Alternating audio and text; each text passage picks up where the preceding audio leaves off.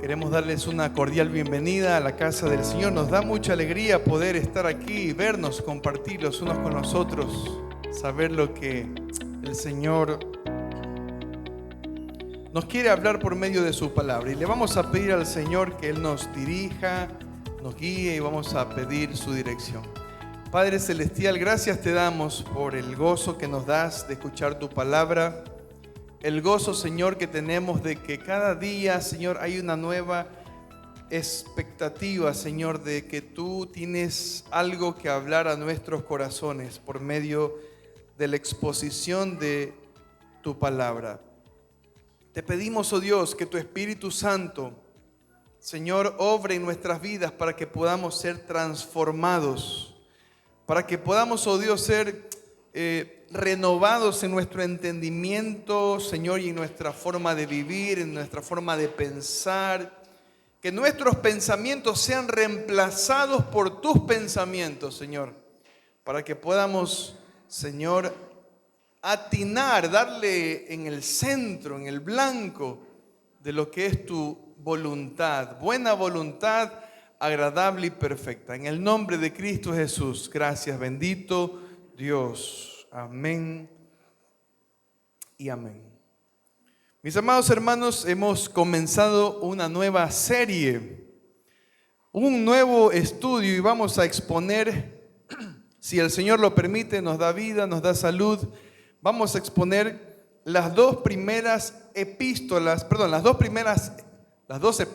la primera y la segunda, del apóstol Pablo a los tesalonicenses. Sé, hermanos, que el Señor, pues, por medio de esta carta, de esta epístola, nos va a hablar a cada uno de nosotros al corazón.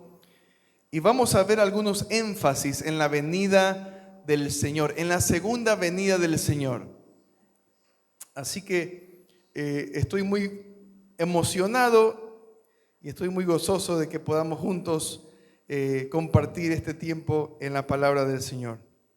Ya durante un buen tiempo hemos estado estudiando sobre algunas evidencias o algunos frutos que tienen aquellos que son verdaderos cristianos. Primera de Juan, segunda y tercera de Juan nos enseñan algunas evidencias, frutos que manifiestan los verdaderos. Y cuando digo los verdaderos, estamos hablando acerca de aquellos a quienes Dios ha cambiado su corazón y ahora su principal objetivo es vivir para su gloria y no para la gloria de Dios, sino para su propia gloria. Pero el día de hoy también debemos hacernos la siguiente pregunta. Ya hemos recibido de parte de Dios algunas directrices como cristianos individualmente. Es decir, Dios por medio de su palabra ha estado tocando en nuestras vidas cosas de manera individual. Si yo le pertenezco, si yo le obedezco, si yo amo a mi hermano, si yo ando en la luz, básicamente todo ha sido así. Pero el día de hoy debemos hacernos una pregunta como iglesia. ¿Cuáles son las evidencias de que Dios está obrando en una iglesia y de que se está agradando en medio de esa iglesia? Si lo traemos a nuestra iglesia, podríamos hacerlo así. ¿Cuáles son las evidencias de que Dios está obrando en nuestra iglesia, que Él está obrando aquí, y de que se está agradando de todo lo que nosotros somos y hacemos?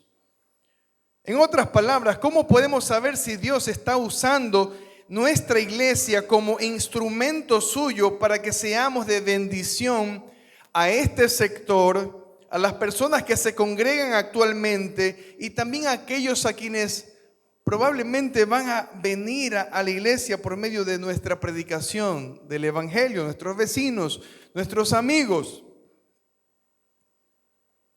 Y les quiero decir, hermanos, que la respuesta no radica tanto en el número de personas que vengan. Es decir, el hecho de que si nosotros complacemos al Señor como iglesia no radica en que nos multipliquemos necesariamente. No será por el número de ministerios que tengamos tampoco. Es decir, no es porque tenemos 15 ministerios y Dios está gozoso, porque la iglesia de Antioquía tiene 15 ministerios que están haciendo muchas cosas. Tampoco por el número de actividades que se hayan programado. Y ojo, no estamos diciendo que estas cosas son malas, no lo estamos diciendo. Lo que estamos diciendo es que no necesariamente estas cosas van a reflejar que estamos siendo una iglesia que agrada al Señor y una iglesia donde Dios está obrando. Ojalá, hermanos, que de aquí en algunos años tengamos que hacer quizá varios cultos para poder recibir a todos los que vengan, a causa de que el Señor ha tocado nuevas vidas y nos ha permitido recibirlos. Pero lo que estamos diciendo es que no necesariamente estos criterios son necesariamente los necesarios para evidenciar que Dios está obrando aquí en la iglesia y se agrada de ella. No son malos, pero no necesariamente estas cosas reflejan que Dios está complacido. Amén. La respuesta la encontraremos en los 3 primeros versos del pasaje que hemos dado lectura. Así que por tal razón, hermanos, hemos titulado a este mensaje, a este sermón, Seamos una iglesia ejemplo en fe y en amor. Seamos una iglesia ejemplo en fe y en amor. El pastor Sugel Michelén, con respecto a este particular, menciona lo siguiente, preste atención, mire lo que dice. ¿Cómo sabemos que Dios está obrando en la iglesia de Tesalónica? ¿Cómo nosotros sabemos eso? Bueno, porque la iglesia en Tesalónica estaba compuesta por personas genuinamente convertidas. Miren ustedes, aunque tendemos a asumir 2 cosas sobre esto. Lo primero es que todo aquel que es miembro de una iglesia, especialmente en una iglesia donde se enseña la palabra de Dios, la sana doctrina, es un verdadero cristiano, lo cual no es así siempre, dice él. Y lo segundo es que no estamos tan apercibidos del milagro tan portentoso que es la conversión de una persona. Es decir, el pastor Sugel Michelén nos advierte de 2 tendencias a las cuales nosotros nos inclinamos a pensar. La primera es que simplemente porque aquí se predica la palabra de Dios, todos son verdaderamente convertidos. Y no es así. Y lo segundo es que a veces no estamos tan apercibidos del milagro de lo que es la conversión, el nuevo nacimiento que Dios da a una persona. Ahora, quiero compartirles los 2 puntos de este mensaje, que son básicamente 2 preguntas que intentaremos responder el día de hoy. ¿Cómo sabemos lo que es una verdadera iglesia? Esa es la primera pregunta que intentaré responder utilizando lo que la palabra de Dios nos enseña. ¿Cómo sabemos lo que es una verdadera iglesia? Y la segunda pregunta es, ¿cómo sabemos que Dios está satisfecho con nuestra iglesia? ¿Cómo sabemos lo que es una verdadera iglesia? ¿Y cómo sabemos que Dios está satisfecho con nuestra iglesia? Así como vamos a argumentar que Dios estaba satisfecho con la iglesia de Tesalónica. Veamos lo primero que queremos ver con respecto a la iglesia, el significado del término en el original griego. La palabra iglesia es una palabra que viene de un término griego que es eclesía o eclesia. Está compuesta por 2 términos. El primer término es eka, y el segundo término es kaleo, que significa llamar. El primer término significa fuera de. Y el segundo término, que es kaleo, significa llamar. Por lo tanto, lo que significa en este sentido es los que fueron llamados fuera. Entonces, una iglesia es los que fueron llamados fuera. Es básicamente una palabra que por su misma esencia tiene inherencia con la consagración. Aquellos que fueron llamados a reunirse y a tener un propósito específico para Dios. En el contexto del pueblo judío, la palabra eclesia se utilizaba para referirse a la asamblea general del pueblo de Israel. O sea que cuando todo el pueblo se reunía en algún momento por alguna situación, por quizá escuchar lo que un profeta iba a hablar, por escuchar lo que el rey iba a hablar, por recibir algún mensaje de parte de Dios, esa reunión, esa asamblea se llamaba eclesia, donde el pueblo se reunía para escuchar un mensaje de una autoridad. Puede ser esta autoridad política o puede ser una autoridad dentro de lo religioso. Pero por otro lado, dentro del contexto greco-romano, esta palabra hace referencia a la asamblea de ciudadanos que tenían derecho a voto y que debían de tratar las cuestiones políticas de la ciudad. Es decir, no cualquiera podía ir a esas reuniones, porque era solamente aquellos que tenían este derecho de votar y de tomar decisiones importantes dentro de la parte política. Eso es lo que significaba una eclesia. Pero ¿cómo podemos evidenciar que una iglesia le pertenece a Dios? ¿Cómo nosotros podemos saber que esta iglesia le pertenece al Señor? Y cuando nos referimos a la iglesia, estamos diciendo que ella es el verdadero pueblo de Dios. Cuando nosotros en la Biblia encontramos esta palabra, iglesia, entendemos que lo que el apóstol Pablo o cualquiera de los apóstoles está hablando allí es a un grupo de personas escogidas por Dios, salvadas por Dios, transformadas por Dios, para que se reúnan a escuchar su voz, para que se reúnan a hacer su voluntad, para que se reúnan a alabarle. Es decir, un pueblo que Dios ha escogido dentro de este nuevo pacto, el pacto que el Señor Jesucristo ha establecido por medio de haber entregado su propia sangre. El antiguo pacto estaba determinado por la sangre que iba a ser derramada por distintos animales, carneros, corderos, palomas, bueyes, etcétera, etcétera. Esa sangre estaba supuesta a limpiar o expiar los pecados del pueblo de Israel. Es decir, los animales inocentes iban a tomar el lugar del pecado de la gente que hacía lo malo. Pero en el nuevo pacto nosotros veremos que es el Señor Jesucristo el que por medio de haber derramado su sangre, ahora con su sangre y por medio de su muerte, ha redimido a un grupo de personas. Y ese grupo de personas es el pueblo de Dios.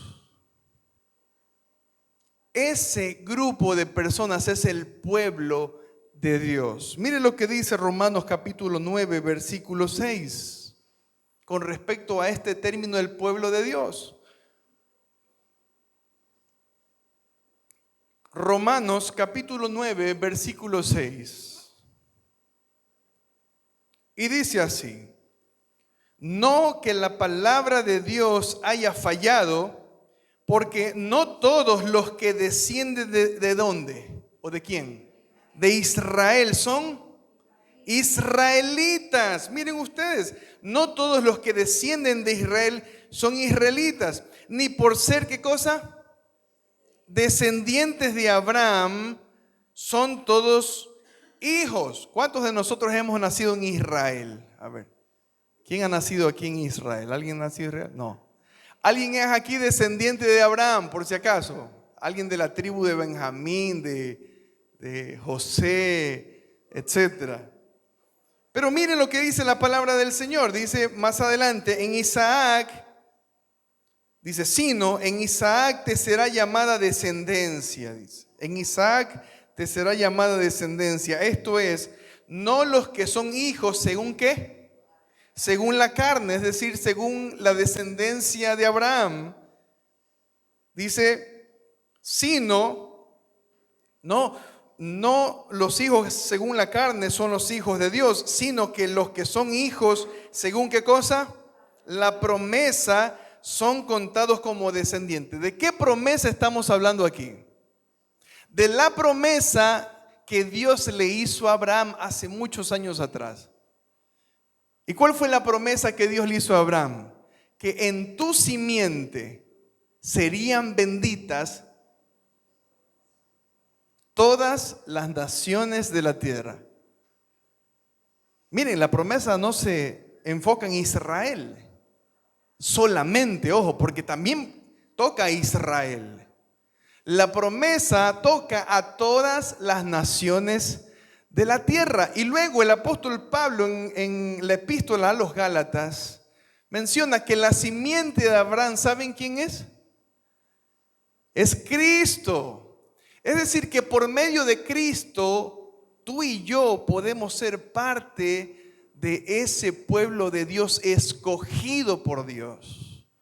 Por medio de Cristo la tierra, las naciones recibirían bendición.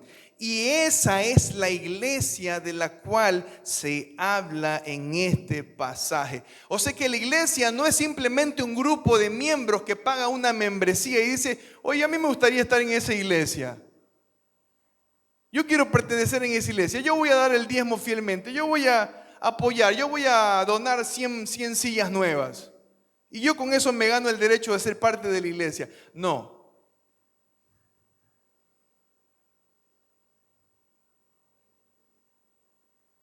No se trata de lo que tú y yo queramos hacer para ser miembros de una iglesia.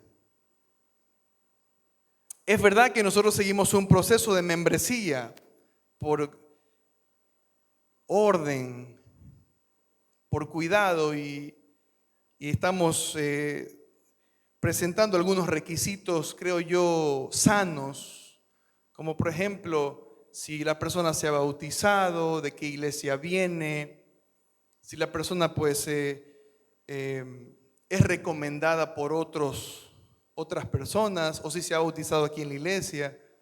Son requisitos que son necesarios, creo yo, y que la Biblia también los respalda.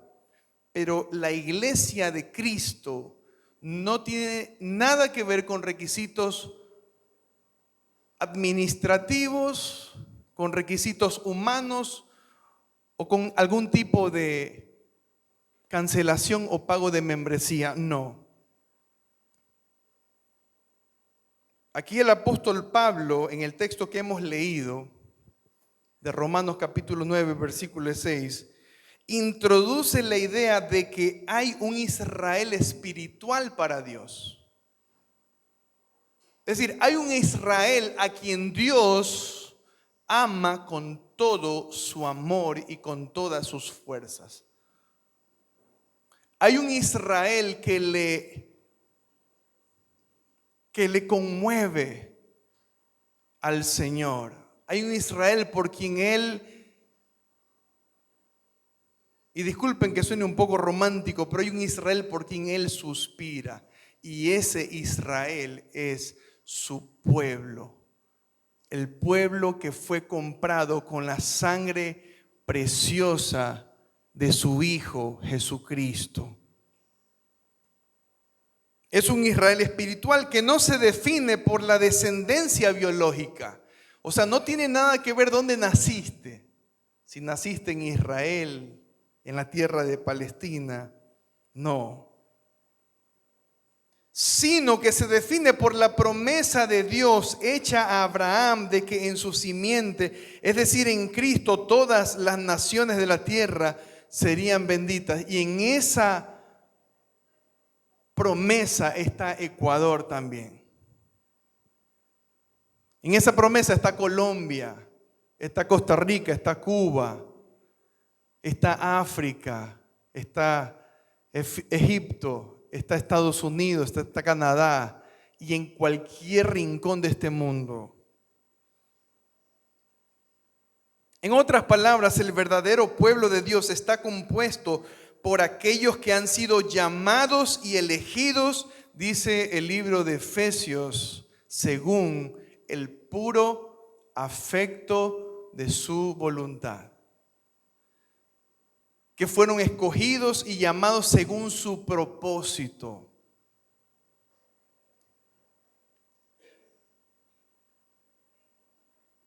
Y esto es tanto para judíos como para gentiles. No se limita solamente al pueblo judío.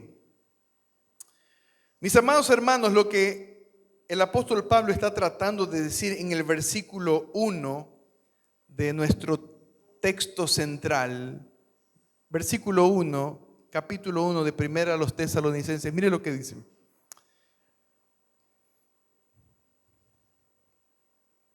Pablo, Silvano y Timoteo, ¿a la qué?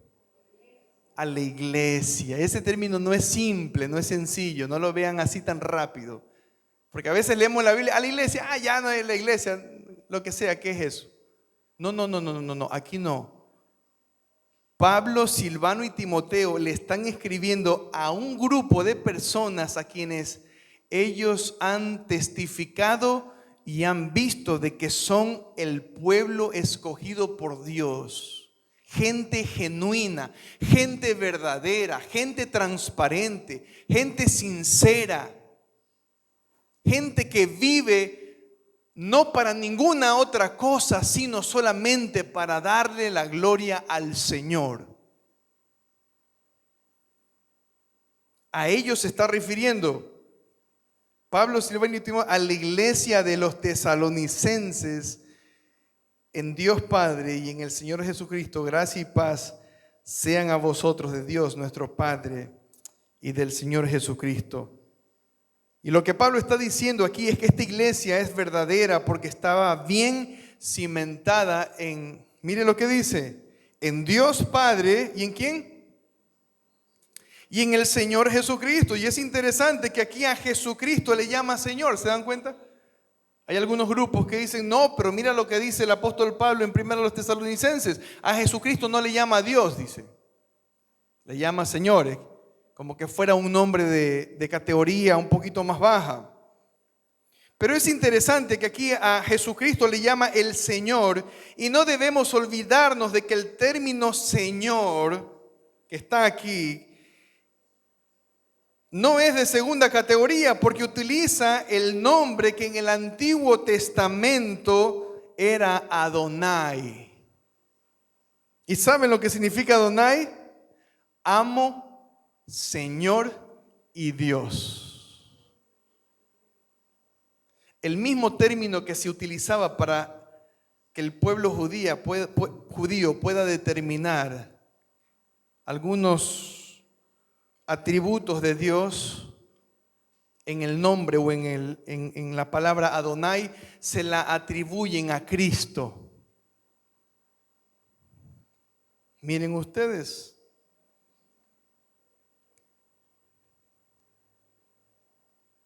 Mire lo que dice nuevamente el versículo 1. Pablo, Silvano y Timoteo a la iglesia de los tesalonicenses en Dios Padre y en el Señor Jesucristo. En otras palabras es como que dice, ustedes que están arraigados, están cimentados en Dios el Padre y en el Señor Jesucristo. Ellos estaban así. Mis amados hermanos, esta iglesia había sido objeto de la gracia y de la paz del Señor. Miren lo que dice, versículo 1. Gracia y paz sean a vosotros. Ellos reciben gracia, ellos ahora reciben paz, porque cuando ellos merecían morir por sus pecados, cuando merecían que la ira de Dios caiga sobre ellos y los extermine, los aniquile por haber desobedecido a Dios y por haberse rebelado a Dios con conductas terribles, porque eran gentiles. Y no porque eran gentiles, sino porque eran seres humanos. La Biblia dice que nosotros los seres humanos tenemos todos la tendencia a rebelarnos contra Dios. Todos. Pero Dios hizo la paz con ellos. Miren la bendición. ¿Cómo ellos pueden sentirse afortunados, favorecidos? Dios hace la paz con ellos y les extendió entrada a su reino con infinitas riquezas celestiales. Dios les muestra su gracia. Y hemos dicho que su gracia, ¿qué es la gracia? Muchos dicen favor inmerecido. Sí, está bien, pero le falta algo más. Misericordia es un favor inmerecido. Hay una persona que está en el suelo, tú la ves, te extiende su mano, te pide que lo ayudes, que le des algo de dinero, que le des comida. Y tú le das, eso sería misericordia. ¿Qué estás haciendo con él? Dándole un favor inmerecido. ¿Él merece que tú le ayudes? No merece, porque no trabajó para ti, no te hizo ningún favor, no merece una paga. Pero sin embargo tú le ayudas, ¿verdad?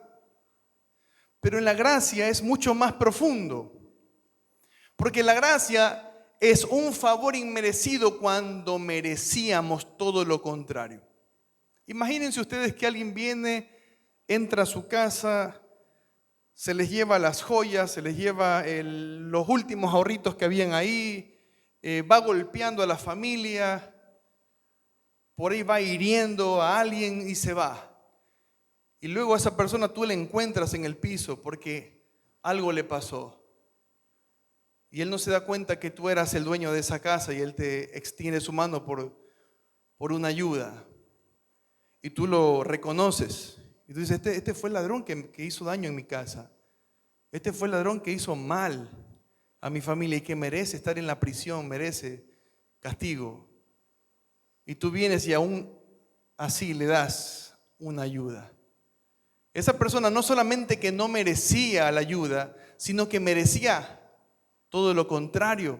Merecía ser llevado a la cárcel y pagar por los malos actos que había hecho. Eso es lo que Dios hizo con los tesalonicenses. Tuvo gracia con ellos.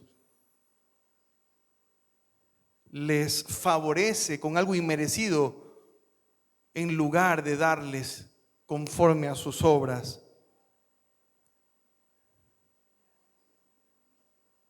Mis amados hermanos, la segunda pregunta. Recordemos la primera pregunta. ¿Cómo sabemos lo que es una verdadera iglesia? ¿Ya sabemos lo que es una verdadera iglesia? El Señor por medio de su palabra nos ha dado las directrices y nos ha respondido la pregunta, lo que es una verdadera iglesia. Una iglesia que no depende de sus actos humanos para pertenecer a ese pueblo. Es una iglesia que depende del acto misericordioso y lleno de gracia de Dios para haber sido redimidos y rescatados. Por eso el creyente no puede vivir para sí mismo, porque entiende que lo que recibió fue algo que sobrepasó su capacidad para obtener. La segunda pregunta que queremos responder esta pregunta es ¿cómo sabemos que Dios estaba satisfecho con la iglesia de los tesalonicenses? ¿Cómo sabemos? Miren lo que dice el versículo 2 y 3. Damos siempre gracias a Dios por todos vosotros, haciendo memoria de vosotros en nuestras oraciones. Miren, el apóstol Pablo los tiene en alta estima, está complacido con estos hermanos.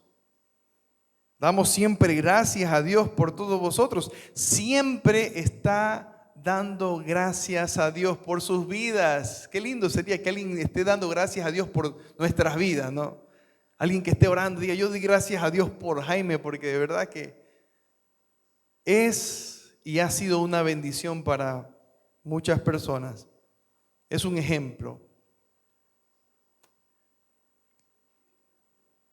El apóstol Pablo dice aquí: damos siempre gracias a Dios por todos vosotros, haciendo memoria de vosotros en nuestras oraciones. Versículo 3, acordándonos sin olvidarnos, sin cesar, delante del Dios y Padre nuestro, de la obra de vuestra fe, del trabajo de vuestro amor y de vuestra constancia en la esperanza en nuestro Señor Jesucristo. Repetimos la pregunta: ¿cómo sabemos que Dios estaba satisfecho con la iglesia de los tesalonicenses? ¿Y cómo sabemos que Dios está satisfecho con la iglesia de Antioquía?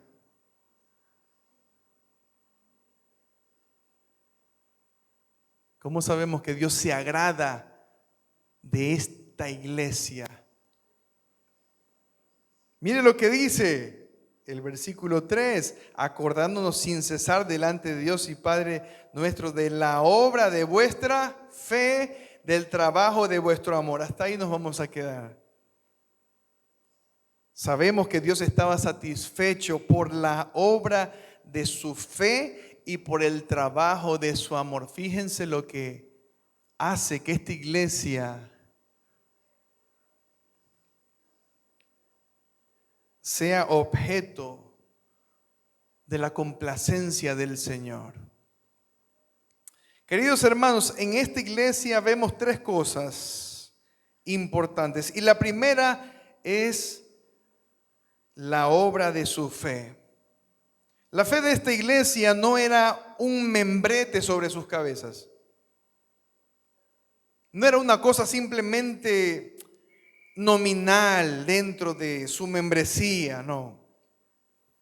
La fe de esa iglesia era una fe genuina y sincera que se demostraba con obras y frutos en el reino de Dios. ¿Cómo yo puedo demostrar mi fe? La salvación, claramente dice la Escritura, que no es por obras, ¿sí o no? Efesios capítulo 2, versículo 8 dice que por gracia sois salvos. Porque por gracia sois salvos, no por obras. Por gracia sois salvos por medio de ¿qué? De la fe. Y esto no de vosotros, pues es un don de Dios, no por obras, para que nadie se gloríe. Ok, la salvación no es por obras. Pero alguien dice que la salvación nunca viene sola. La fe nunca viene sola. La fe viene acompañada de obras, de frutos, de transformación, de cambios, de regeneración, de una vida distinta, de trabajo, de esfuerzo, de empeño en la obra del Señor. Luego Santiago dice que la fe sin obras es muerta, dice Santiago. Muéstrame tu fe por tus obras. Así que, amados hermanos, la fe de esta iglesia no era un membrete sobre sus cabezas, la fe de esta iglesia no era nominal dentro de la membresía, ¿no? Hay gente que está en la membresía, pero está nominalmente. ¿Dónde está? En el libro escrito de la membresía. Y a veces podemos vivir así, hermanos, nominalmente.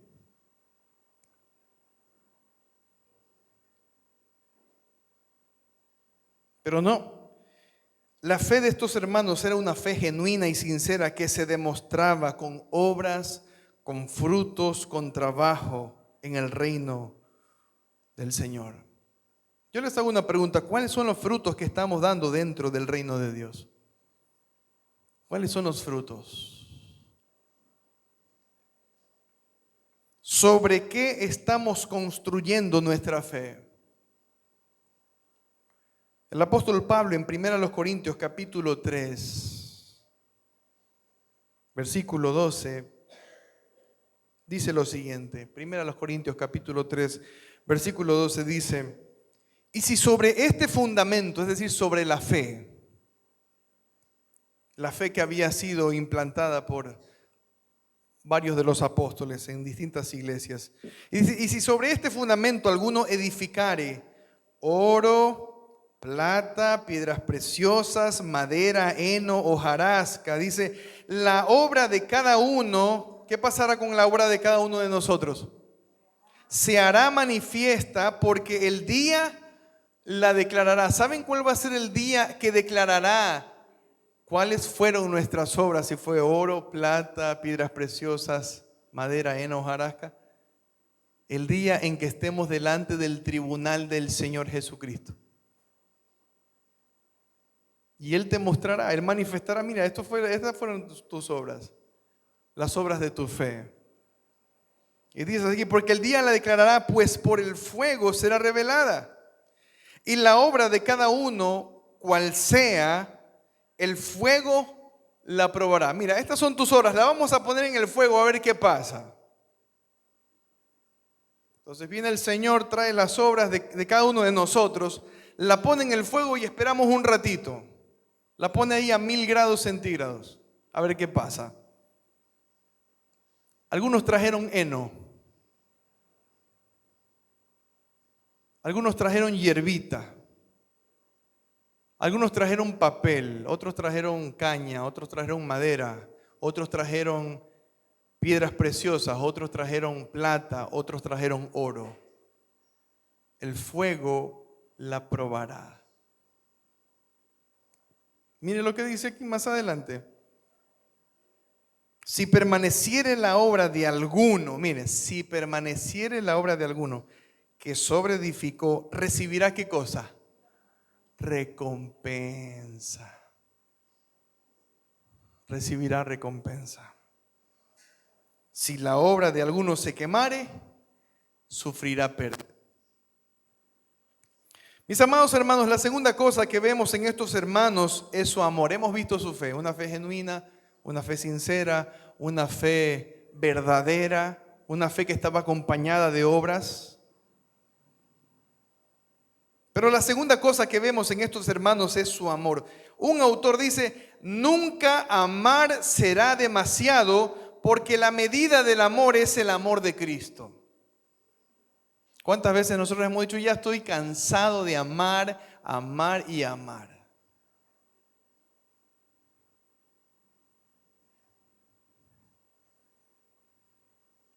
Y dice este autor, nunca el amor será demasiado porque la medida de amor es Cristo.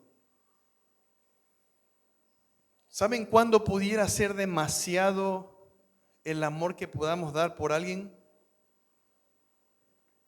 Cuando entreguemos nuestra vida por esa persona. Ahí pudiéramos decir demasiado. Porque eso fue lo que Cristo hizo por ti y por mí. Se dejó matar. Entregó su propia vida. Sufrió por ti dolores inimaginables que nosotros no podemos comprender. Dolores en la parte física, en su parte emocional y en su parte espiritual. Es un misterio, no sabemos cuánto es la magnitud, la profundidad del sufrimiento de Cristo por ti y por mí. No lo entendemos, no lo imaginamos, sobrepasa la mente humana. Esa es la medida a la cual con la cual tenemos que compararnos. ¿Cuánto estoy amando? ¿Cuántos esposos no aman a sus esposas en el día de hoy? ¿Cuántos esposos no demuestran un amor sacrificial por sus esposas? ¿Cuántas esposas quieren tirar la toalla en amar a sus esposos? Pero nosotros vemos aquí, hermanos, que ellos se destacan por el trabajo de su amor. Y no estamos hablando de un amor enfermizo por alguien, ¿no? No. Estamos hablando del amor que viene cuando Cristo vive en nosotros. Por tal razón, la fe y el amor de los tesalonicenses son de gran estima para el apóstol Pablo. Por eso él dice, no se olvida de sus oraciones, está constantemente rogándole al Señor. Y está recordando todo el esfuerzo y el empeño que habían puesto, no solamente en el amor los unos por los otros, sino también en hacer avanzar el evangelio en su región y luego en otras regiones. Tanto así que después ya no era necesario que otros fueran y predicaran, porque ellos ya lo habían hecho. Ellos ya habían ido a predicar, y el apóstol Pablo dice, no fue necesario que nosotros vayamos y prediquemos, porque ellos se nos adelantaron y ya estaba eso evangelizado. Ya se había compartido la palabra. Miren el ejemplo de estos hermanos. Y eso tiene que ver con el amor al Señor, el amor a su obra, el amor a dedicar nuestras vidas a compartir de Cristo a otros. En esta carta, en el versículo 7 al 8, el mismo capítulo, primero a los Tesalonicenses 1, 7 y 8, mire lo que dice el apóstol Pablo. De tal manera que habéis sido ejemplo a todos los de Macedonia. ¿Qué había sido esta iglesia? Ejemplo a todos los de esa región, a todos los de Macedonia y de Acaya que han creído, dice. Porque partiendo de vosotros ha sido divulgada la palabra del Señor, no solo en Macedonia y Acaya, sino que también en todo lugar vuestra fe en Dios se ha extendido, de modo que nosotros no tenemos necesidad de hablar nada. Qué cosa, ¿no? Uno quiere ir a las Malvinas y dice, no, ya, eso ya está evangelizado, Mario, tranquilo. Ya está el pastor ahí, está ya la iglesia, hay un grupo de hermanos que está trabajando para que otros conozcan a Cristo. Miren, les ganaron.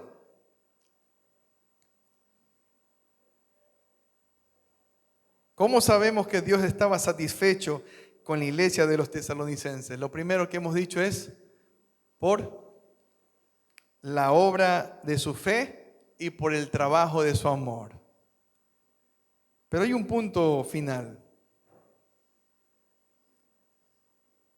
que creo que debemos reflexionar también bastante en esto. Versículo 3, leámoslo todo nuevamente, acordándonos sin cesar delante del Dios y Padre nuestro de la obra de vuestra fe, 1, del trabajo de vuestro amor, 2, y de vuestra constancia en la esperanza en nuestro Señor Jesucristo. ¿Qué significa eso? La segunda cosa que hacía que Dios se complazca era su constancia en la esperanza en nuestro Señor Jesucristo. En otras palabras, hermanos, la tercera cosa que vemos aquí es su constancia en esperar del cielo la segunda venida de nuestro Señor. ¿Cuántos se han olvidado de la segunda venida de Cristo? ¿Cuántos ya se olvidaron de ese tema? ¿O lo tenemos todavía?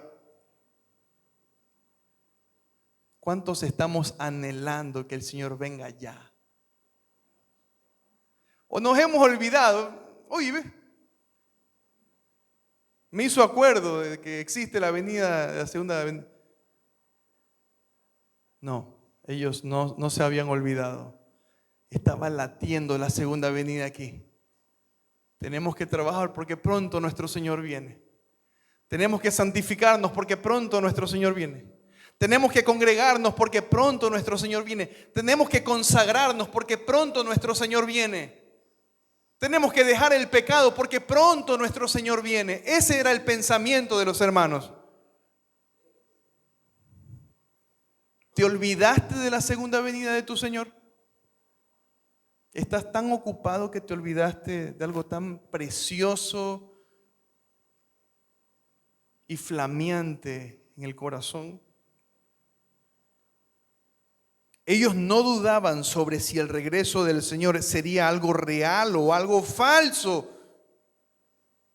No estaban dudando en esto, no estaban preguntándose el día de hoy. Hay tanta gente, hermanos, que está que duda. ¿Será que viene? ¿Y si es un mito? ¿Y si no pasa nada?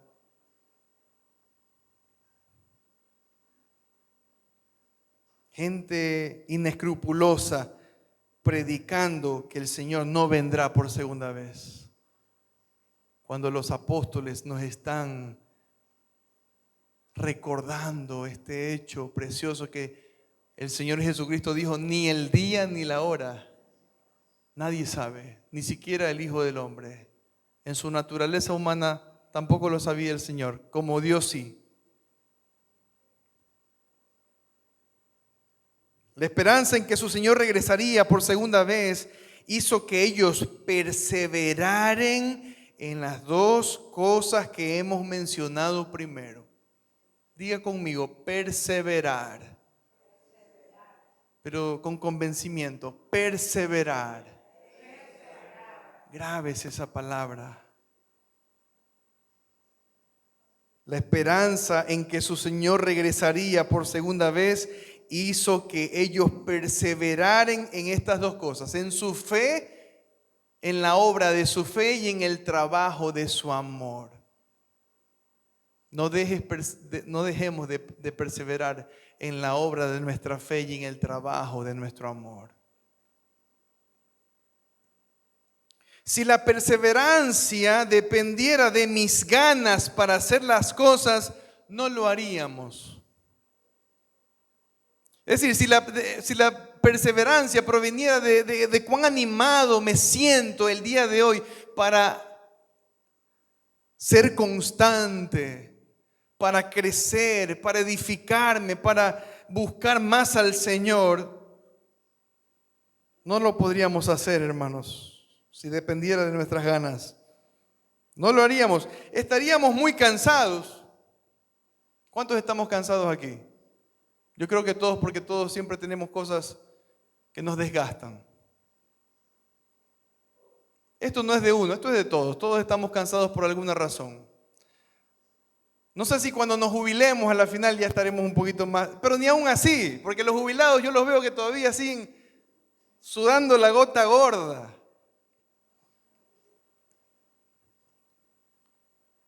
No lo haríamos, estaríamos muy cansados, quizá deprimidos. No, Mario, es que tú no sabes cómo me siento hoy. Tú no sabes los problemas que tengo, las cargas que tengo en mi vida, en mi matrimonio, en mi hogar, en mi trabajo. Estoy muy deprimido. Ahorita no me pidas que yo persevere en las cosas del Señor. Tengo tantos problemas que no me siento como para perseverar.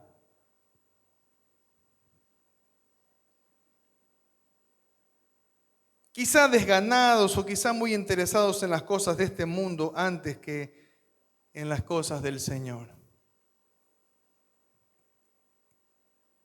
Mis amados hermanos, no hay cristiano, y les voy a repetir esto, no hay cristiano en este mundo que no persevere.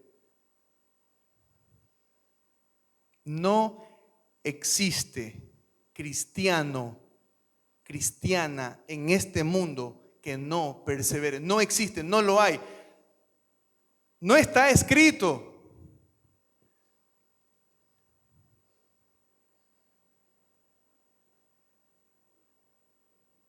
Si alguien vive sin perseverar en la vida cristiana, no es cristiano. Mario, pero no seas tan duro conmigo. ¿Qué más amor puedo tener por la iglesia?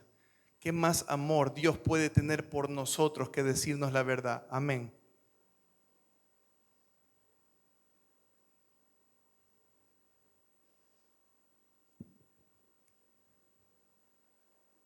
Si alguien vive sin perseverar en la vida cristiana, no es cristiano.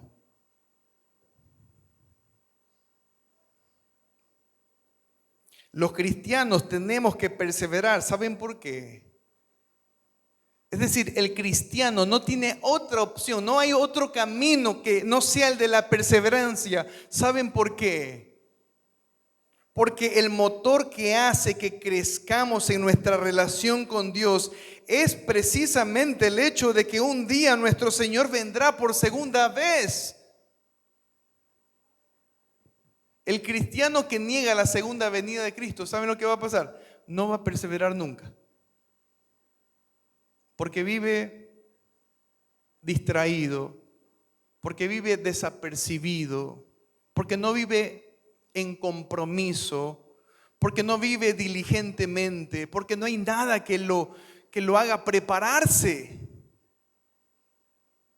Pero el creyente que tiene en alta estima la segunda venida del Señor y que la segunda venida del Señor está latiendo en su corazón, está preparándose porque no sabe en qué momento viene la muerte,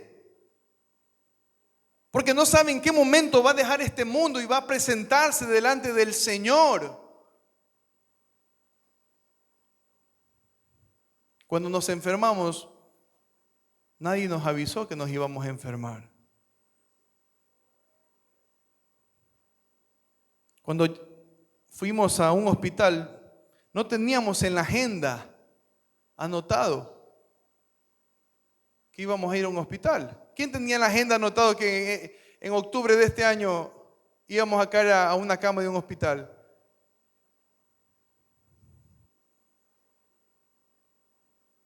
Pero vivimos como hermanos, como que si estas cosas no van a suceder. Nosotros vivimos como si como que fuéramos intocables. Ese es el motor que hace que crezcamos en nuestra relación con Dios. Tener latente la segunda venida de Cristo en nuestros corazones. Primera de Juan, capítulo 3, versículo 2 y 3, mire lo que dice. Cuando Él se manifieste, ¿quién? El Señor Jesucristo. Cuando Él se manifieste, seremos semejantes a Él. Y todo aquel que tiene esta esperanza en Él, el que tiene esta esperanza de que Él vendrá, se manifieste, ¿qué dice? ¿Qué hace el que tiene esta esperanza?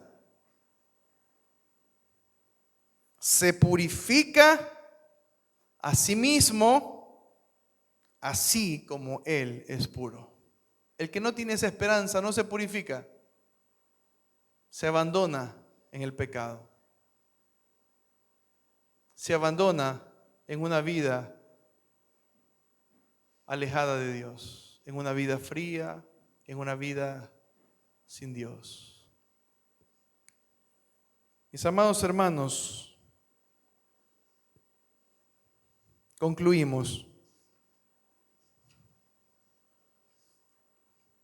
Y el día de hoy hemos cantado un himno. Préstele mucha atención a los himnos, porque nos están predicando. ¿Has hallado en Cristo tu buen Salvador? ¿Eres salvo por la sangre de Jesús? Preguntas. No son afirmaciones, son preguntas. ¿Por la fe descansas en el Redentor? ¿Por la fe descansas en el Redentor? Te está preguntando. ¿Eres salvo por la sangre de Jesús? Miren que cantamos como que fueran afirmaciones, pero no, el himno te está preguntando. ¿Vives siempre al lado de tu Salvador? Pregunta, ¿eres salvo por la sangre de Jesús? ¿Del pecado eres siempre vencedor? Pregunta, ¿eres salvo por la sangre de Jesús? Cuando Él viniere, ¿te encontrarás ya lavado en la sangre de Jesús? Te está preguntando el himno. Cuando Él viniere, la segunda venida. Cuando Él viniere, ¿te encontrarás ya lavado en la sangre de Jesús? ¿Cómo estás? ¿Estás sucio o estás lavado en la sangre de Cristo? Para su venida, ¿preparado estás? ¿Ya lavado en la sangre de Jesús? ¿Estás preparado para su venida? Es la pregunta. ¿Y sabe lo que le dice? En la cuarta estrofa ya no les pregunta, ahora les propone. Si perdón y paz deseas, pecador, tu refugio es la sangre de Jesús.